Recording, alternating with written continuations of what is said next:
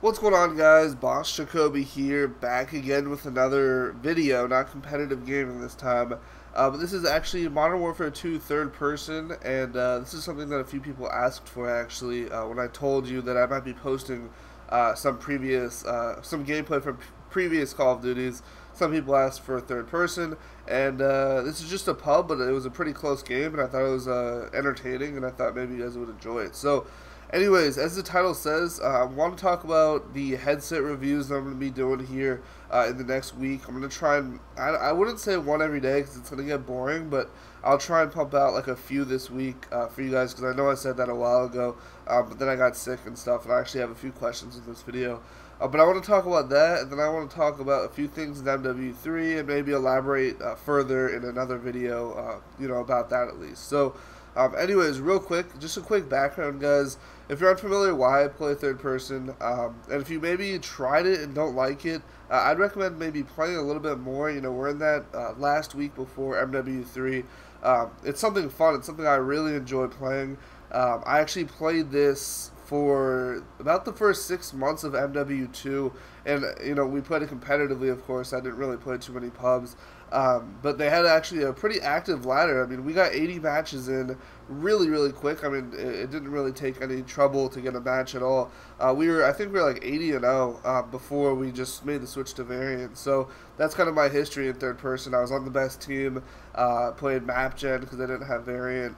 But it was a lot of fun. So anyways, I thought I'd throw this gameplay up, and I am a bit rusty though, for sure, because I haven't played this MW2 in probably almost I don't know, like 6 months, a year ish, let alone third person. So I'm a bit rusty. But anyways, about the headsets, guys, I actually want to leave that to the end, because the questions will be kind of more fresh in your mind. You guys will be able to answer them and remember what they were easier. So about MW3, I want to talk about the perks real quick, because that's my one main concern about MW3 is just the perks, the limitations they're going to pose. In the first perk slot, I don't know all of them offhand because I'm doing this totally blind. I don't have any of the perks listed, but I know that there's three main perks in the first slot. For at least competitive, you have sleight of hand, you have marathon, and then you have scavenger. And I don't think scavenger will be too useful. I don't think that marathon might be if you're trying to rush, but I think sleight of hand will be dominant. I think for some reason it's almost going to be exactly the same amount of customization as far as perks that you're going to see in MW3 as you saw in MW2. Really, the only variation in MW2 was marathon or sleight of hand. Everybody pretty much used stopping power and dead silence, maybe lightweight here or there, but really for the most part it was marathon or sleight of hand, then stopping power, and then dead silence. And I feel like in this game in MW3 they had the ability to make it more diverse, but I feel like it's going to be the same thing. Marathon or sleight of hand, you're going to have quick draw, which is the only beneficial one. All the other ones in the tier 2 are either revolving around kill streaks, like ghost or stuff like that, or they are there's overkill, which I'm pretty sure will be banned. If it's not banned, I'm sure people will be using that. But it's been COD 4, it was not allowed, so I'm sure it won't be allowed here as well. So really, quick draw is only one. Basically, quick draw is it makes you like throw equipment faster, switch guns faster, something like that. It makes you do something faster. It's really beneficial. It should be a great perk, and I'll definitely be using that quite a bit. And then, of course, dead silence. So steady aim's in the same class as dead silence, but I don't think anyone will give up dead silence for that. So it's going to be, again, kind of the same limitations that you had in MW2, and I don't really like that, because I think that perks are something unique to Call of Duty. For the most part, I mean, there are exceptions, of course, but I think that that's one thing that really sets Call of Duty apart, is the fact that you can really build your character to how you want to play. And when you're limited as much as you are, and as much as I think you're going to be in MW3, I just wish they would have done a little bit more. I do, however, like what they're doing with proficiencies, and that's something I want to talk about here.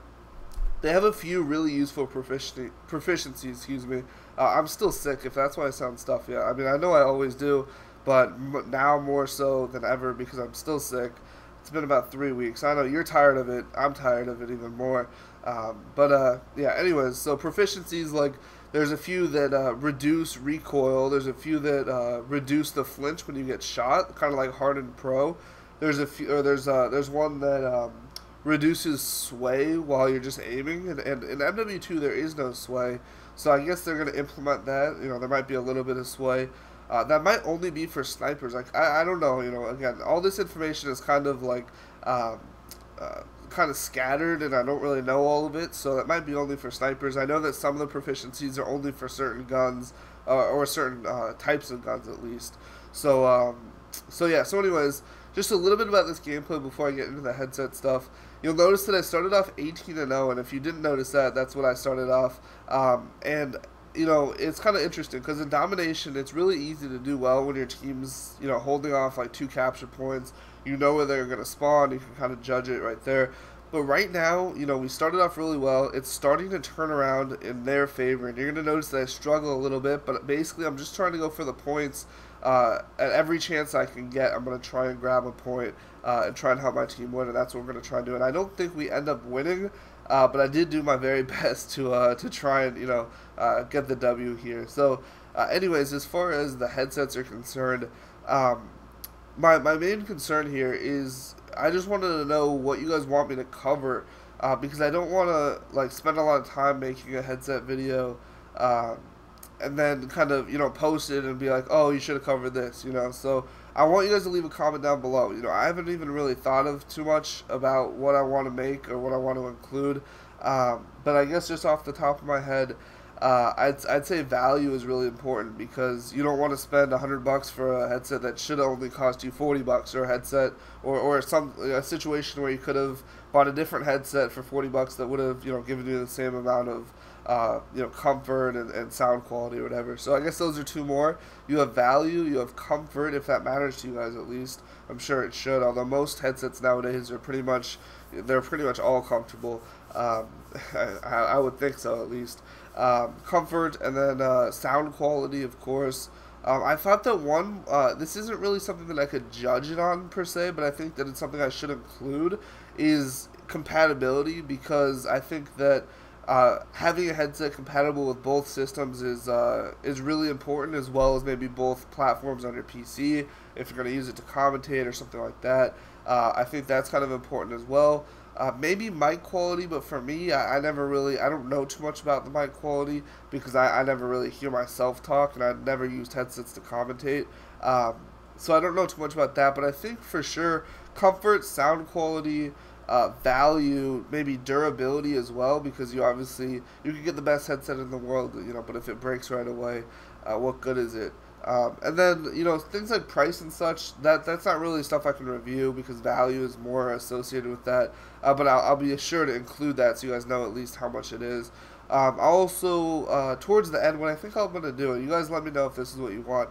I was thinking about doing one video for each headset that I've used. Of course, you know, I know Steel Series and those kind of headsets, and some people said some other ones that I haven't used, so I can't really do videos on those, unfortunately, because this is kind of like my opinion on the headset, because I've used many headsets for a long time each. You know, I've used every Turtle Beach pretty much, every Astro, pretty much every Triton.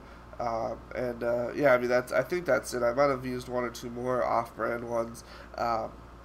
Yeah, so, but those are the ones that I've used. Of course, those are going to be the only ones I'm going to be reviewing. If you guys have any other topics you want me to cover in the review itself, please let me know. Things like, just, you know, the other kind of bullet points, the things you want me to review it on, I'll be sure to do that.